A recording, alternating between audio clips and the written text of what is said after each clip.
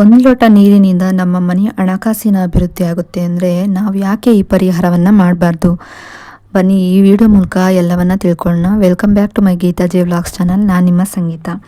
ನಾವು ಪೂಜೆಯಲ್ಲಿ ಬಳಸುವ ಪ್ರತಿಯೊಂದು ವಸ್ತುಗಳಿಗೂ ಅದರದೇ ಆದ ಮಹತ್ವವಿದೆ ಮತ್ತು ಅದಕ್ಕೆ ಸಂಬಂಧಿಸಿದ ಕಾರಣಗಳು ಸಹ ಇವೆ. ದೇವರ ಕೋಣೆಯಲ್ಲಿ ಪೂಜೆಗೆಂದು ಅನೇಕ ವಸ್ತುಗಳನ್ನು ಇಡಲಾಗುತ್ತೆ. ಅವುಗಳಲ್ಲಿ ನೀರು ಕೂಡ ಒಂದು. ಕೆಲವರು ಕಳಶದಲ್ಲಿ ನೀರು ತುಂಬಿ ಪೂಜಿಸುವ ಪದ್ಧತಿಯನ್ನು ಇಂದಿಗೂ ಸಹ ನಡೆಸ್ಕೊಂಡು ಬಂದಿದ್ದಾರೆ.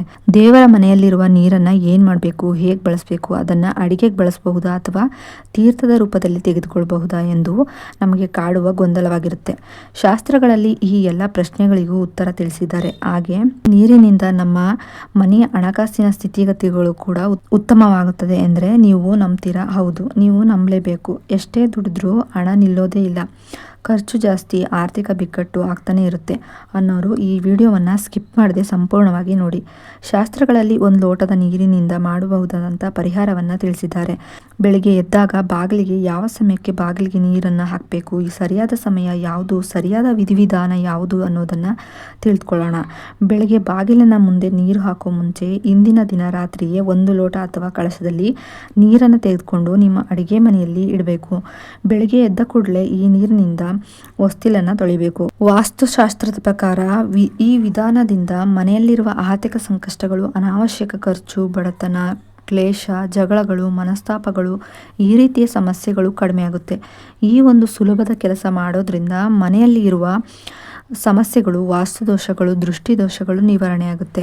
ಕೆಲವರ ಮನೆಯಲ್ಲಿ ಅರ್ಥವಿಲ್ಲದ ಸಮಸ್ಯೆ, ಇದ್ದಕ್ಕಿದ್ದಂತೆ ಜಗಳ, ಮನಸ್ತಾಪ, ಕಿರಿಕಿರಿ, ಕಳಂಕ, ಕಣ್ಣೀರು, ದ್ವೇಷ, ಕೆಟ್ಟ ಕಣ್ಣಿನ ದೃಷ್ಟಿ ಆಗಿರುತ್ತೆ. ಇದಕ್ಕೆಲ್ಲ ಪರಿಹಾರ ಈ ಒಂದು ಸಣ್ಣ ಪರಿಹಾರ ಮಾಡೋದ್ರಿಂದ ಕೆಲವೇ ದಿನಗಳಲ್ಲಿ ಸಮಸ್ಯೆಗಳು ಕಡಿಮೆ ಆಗಲು ಆರಂಭಿಸುತ್ತೆ. ರಾತ್ರಿ ಅಡುಗೆ ಮನೆಯಲ್ಲಿ ಇಟ್ಟ ನೀರನ್ನು ಬೆಳಗ್ಗೆ ಸೂರ್ಯೋದಯಕ್ಕೂ ಮುಂಚೆ ಬಾಗಿಲಿನ ಮುಂದೆ ಹಾಗೂ ಹೊಸ್ತಿಲನ್ನು ತೊಳೆಯಲು ಬಳಸಬೇಕು. ನಂತರ ಬೇರೆ ನೀರಿನಿಂದ ಪ್ರತಿದಿನವೂ ನೀವು ಬಾಗಿಲನ್ನು ತೊಳೆಯುವಂತೆ ತೊಳಿಬೇಕು. ನಂತರ ಅರಿಶಿಣ ಕುಂಕುಮ ಹಚ್ಚಿ, ರಂಗೋಲಿ ಬಿಟ್ಟು, ಹೂ ಇಟ್ಟು ಅಥವಾ ಅಕ್ಷತೆ ಇಟ್ಟು ಹೊಸ್ತಿಲನ್ನು ಪೂಜಿಸಬೇಕು. ಸಾಂಪ್ರದಾಯಿಕವಾಗಿ ಹೊಸ್ತಿಲ ಪೂಜೆ ಹೇಗೆ ಮಾಡೋದು ಅನ್ನೋದನ್ನು ನಾನು ಇಂದಿನ ವಿಡಿಯೋದಲ್ಲಿ ತಿಳಿಸ್ಕೊಟ್ಟಿದ್ದೀನಿ. ಆ ವಿಡಿಯೋನ ಲಿಂಕ್ನ ಇಲ್ಲಿ ಮೇಲೆ ಹಾಕಿರ್ತೀನಿ, ನೀವು ಒಮ್ಮೆ ನೋಡ್ಕೊಂಬರ್ಬೋದು. ಅದೇ ರೀತಿ ಹೊಸ್ತಿಲ ಪೂಜೆಯನ್ನು ಮಾಡಿಕೊಳ್ಳಿ. ಇಂದಿನ ದಿನ ಅಡುಗೆ ಮನೆಯಲ್ಲಿ ಇಟ್ಟ ನೀರನ್ನು ವಿಷ್ಣು ಲಕ್ಷ್ಮೀ ಮಾತೆಯನ್ನು ನೆನೆದು ಲಕ್ಷ್ಮೀನಾರಾಯಣ ಸಮೇತವಾಗಿ ನಮ್ಮ ಮನೆಗೆ ಬಾರಮ್ಮ ಅಂತ ಪ್ರಾರ್ಥಿಸಿ ಆ ನೀರನ್ನು ಬಾಗಿಲ ಮುಂದೆ ಚಿಮುಕಿಸ್ಬೇಕು. ಇದರ ನಂತರ ನೀವು ಮನೆಯ ಅಂಗಳವನ್ನು ಯಾವಾಗ ಬೇಕಾದರೂ ತೊಳ್ಕೊಬಹುದು. ಇನ್ನು ದೇವರ ಮನೆಯಲ್ಲಿ ಇಟ್ಟಿರೋಂತಹ ನೀರನ್ನು ಏನು ಮಾಡಬೇಕು ಅನ್ನೋ ಗೊಂದಲ ಇದ್ದರೆ ಆ ವಿಷಯದ ಬಗ್ಗೆ ಈಗ ತಿಳ್ಕೊಳ್ಳೋಣ. ದೇವರ ಕೋಣೆಯಲ್ಲಿಟ್ಟ ನೀರನ್ನು ಏನು ಮಾಡಬೇಕು? ನೀರಿಗೆ ಎಲ್ಲ ರೀತಿಯ ಪಾಸಿಟಿವ್ ಎನರ್ಜಿಯನ್ನು ಹಿಡಿದಿಟ್ಕೊಳ್ಳುವಂಥ ಸಾಮರ್ಥ್ಯ ಇದೆ. ಹಾಗಾಗಿ ಪೂಜೆ ಮಾಡುವಾಗ ಕಳಶದಲ್ಲಿ ಅಥವಾ ಲೋಟದಲ್ಲಿ ನೀರನ್ನು ಇಡಲೇಬೇಕು. ನಂತರ ದೀಪ ಹಚ್ಚಬೇಕು. ದೇವರ ಮನೆಯಲ್ಲಿರುವ ನೀರನ್ನು ಮಾರನೆಯ ದಿನ ಪೂಜೆ ಮಾಡುವ ಮುಂಚೆಯೇ ನೀರನ್ನು ಮನೆಯ ಎಲ್ಲ ಮೂಲೆಗಳಲ್ಲಿ ಎರಚಬೇಕು.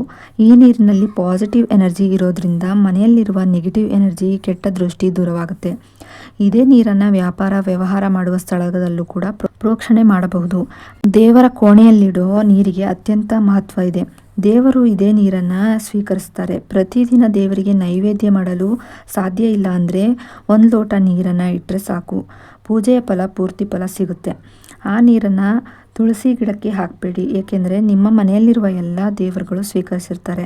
ನಿಮ್ಮ ಮನೆಯಲ್ಲಿ ಕೃಷ್ಣ ಅಥವಾ ವಿಷ್ಣು ಮಾತ್ರ ಇದ್ದರೆ ಅವರಿಗೆ ಅರ್ಪಿಸಿದ ನೀರನ್ನು ತುಳಸಿ ಗಿಡಕ್ಕೆ ಹಾಕಬಹುದು. ಇಲ್ಲವಾದರೆ ಹಸಿರಿನ ಯಾವುದಾದ್ರೂ ಗಿಡಕ್ಕೆ ಹಾಕಬೇಡಿ. ಶಾಸ್ತ್ರಗಳ ಪ್ರಕಾರ ಯಾರು ದೇವರ ಮನೆಯಲ್ಲಿ ನೀರನ್ನು ಇಡುವುದಿಲ್ಲೋ ಅವರ ಮನೆಗೆ ಕಷ್ಟ, ಆರ್ಥಿಕ ಬಿಕ್ಕಟ್ಟು, ಇಂಥ ಸಮಸ್ಯೆಗಳು ತಪ್ಪಿದ್ದಲ್ಲ. ಹಾಗಾಗಿ ಪ್ರತಿನಿತ್ಯವೂ ನೀವು ದೇವರ ಮುಂದೆ ನೀರನ್ನು ಇಡ್ತಾ ಬರೋದ್ರಿಂದ ಆರ್ಥಿಕವಾಗಿ ಅಥವಾ ಮನೆಯ ಮೇಲೆ ಕೆಟ್ಟ ದೃಷ್ಟಿಗಳ ಕಣ್ಣು ಕೂಡ ಕಡಿಮೆ ಆಗುತ್ತೆ. ಇನ್ನು ಈ ಮಾಹಿತಿ ಇಷ್ಟ ಆದರೆ ನನ್ನ ವಿಡಿಯೋಗೆ ಒಂದು ಲೈಕ್ ಕೊಡಿ, ಹಾಗೆ ಸಬ್ಸ್ಕ್ರೈಬ್ ಮಾಡಿಕೊಂಡು ವಿಡಿಯೋನ ನೋಡಿ. ಹೊಸದಾಗಿ ವಿಡಿಯೋನ ನೋಡ್ತಿರೋರು ಸಬ್ಸ್ಕ್ರೈಬ್ ಮಾಡ್ಕೊಳ್ಳಿ. ಸಬ್ಸ್ಕ್ರೈಬ್ ಪಕ್ಕ ಬೆಲ್ ಐಕನ್ ಬಟನ್ ಇರುತ್ತೆ, ಅಲ್ಲಿ ಆಲ್ ಆಪ್ಷನ್ ಮೇಲೆ ಕ್ಲಿಕ್ ಮಾಡಿದ್ರೆ ನಾನು ಯಾವುದೇ ರೀತಿ ಹೊಸದಾಗಿ ವಿಡಿಯೋ ಮಾಡಿ ಅಪ್ಲೋಡ್ ಮಾಡಿದ್ರು ಕೂಡ ನಿಮಗೆ ನೋಟಿಫಿಕೇಶನ್ ಮೂಲಕ ಮೊದಲು ಬಂದು ತಲುಪುತ್ತೆ. ಆಗ ನೀವು ನನ್ನ ವಿಡಿಯೋನ ಮಿಸ್ ಮಾಡದೆ ನೋಡಬಹುದು. ವಿಡಿಯೋ ನೋಡೋದಕ್ಕಾಗಿ ಥ್ಯಾಂಕ್ ಯು ಫಾರ್ ವಾಚಿಂಗ್.